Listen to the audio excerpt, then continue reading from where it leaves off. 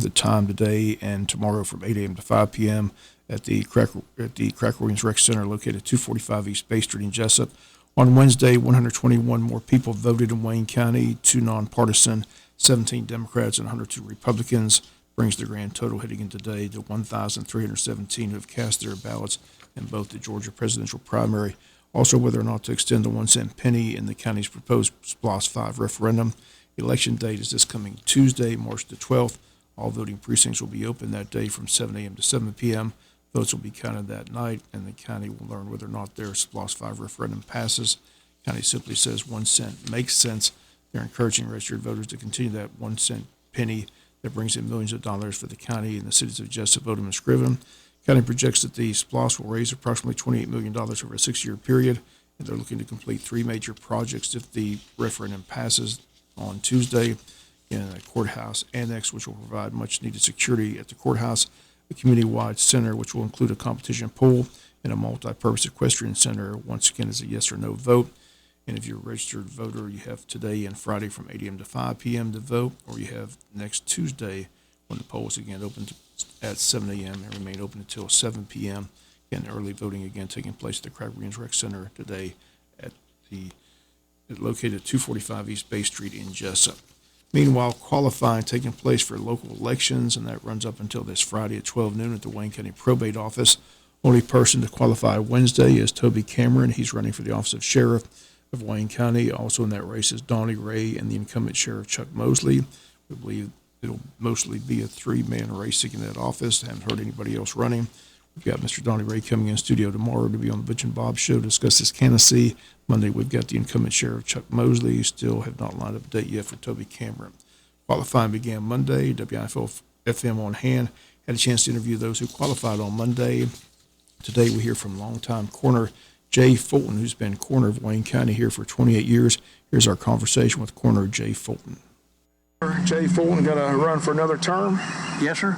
I'm in my 28th year and looking forward to another one. I've got a compassion for the citizens of the county, and feel like it's a calling, and that's what I do, and that's what I'm called to do, and that's what I feel like I need to do. You've been a coroner how long now? I'm in my 28th year.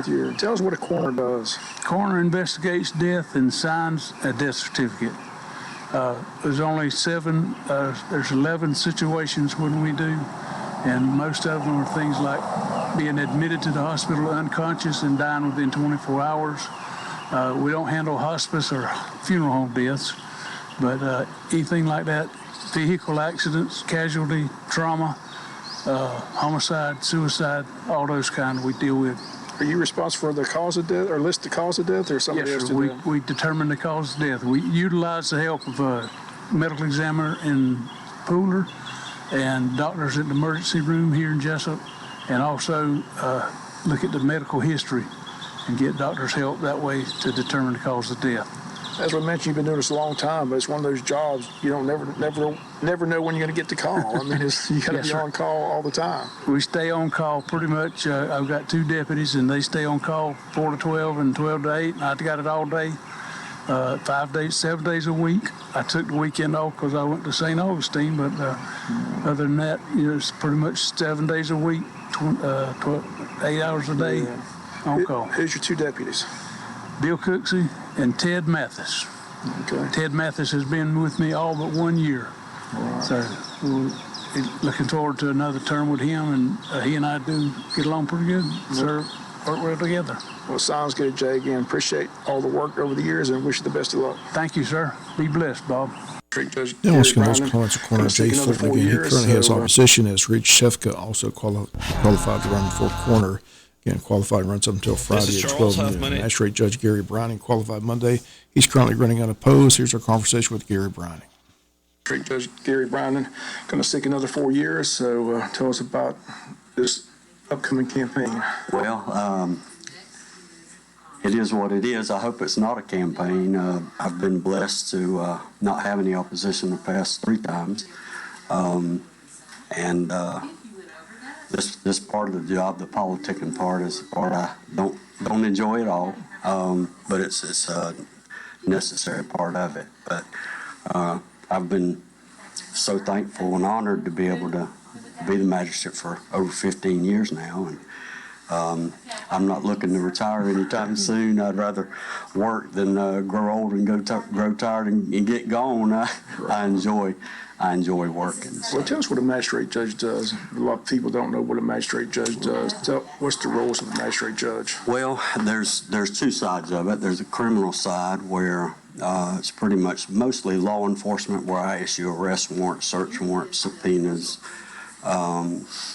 do good behavior bonds for people that file for protection from other folks, and then on the civil side of it, any civil case $15,000 or less is handled through magistrate court. I do landlord-tenant cases, and there's a lot of that. That's probably the majority of the cases that I handle on a weekly basis is landlord-tenant law. As you mentioned, 15 years, long time. So again, wish you the best of luck, and Well, thank you. Good luck. Thank you, Bob. I always appreciate your support. Thank you, sir. And once again, those comments of Magistrate Judge Gary Browning. We'll come back, run down all those others who have qualified up to this point, and we'll do that right after this word from our sponsor, the commercial messages, so please stay tuned. Once again, qualifying for local elections runs up until tomorrow at 12 noon at the Wayne County Probate Office. In this election cycle, there are 3 school board seats up for election and 3 county commission seats. The districts are 1, 3, and 5. On the school board, 2 incumbents have qualified already to run for re-election. Both Todd Wise and Tina Mosley have qualified. Todd Wise in District 3, Tina Mosley in District 5. In District 1, incumbent Joe McPipkin has indicated he's not seeking re-election, but Carrie Taylor Yarber has qualified in that district. All 3 current candidates are running unopposed, with again today and tomorrow left to qualify. On the county board, incumbent Jamie Hickox is not seeking re-election in District 5, but 2 candidates have qualified already in that district. Both Randy Franks and Princess Dow have qualified to run in District 5. In District 1, Mike Gordon, the incumbent, is qualified for another term. And in District 3, the incumbent Tim Hopkins is qualified to run for another term. Both Mike Gordon and Tim Hopkins currently run unopposed as of this morning. Tax Commissioner Denise Griffiths and Probate Judge Tammy Thornton both not seeking re-election. Hope Cunningham is qualified to run for Probate Judge. Allie O'Quinn Harnage is qualified to run for Tax Commissioner. Both of those ladies currently work in those respective offices and have been there for several years. Clerk of Court Francis Jurgen is qualified for another term in office. State Court Judge Vi Bennett seeking another term. Andy Beaver is qualified to run for Solicitor, as Kenny Carswell is stepping down from that position.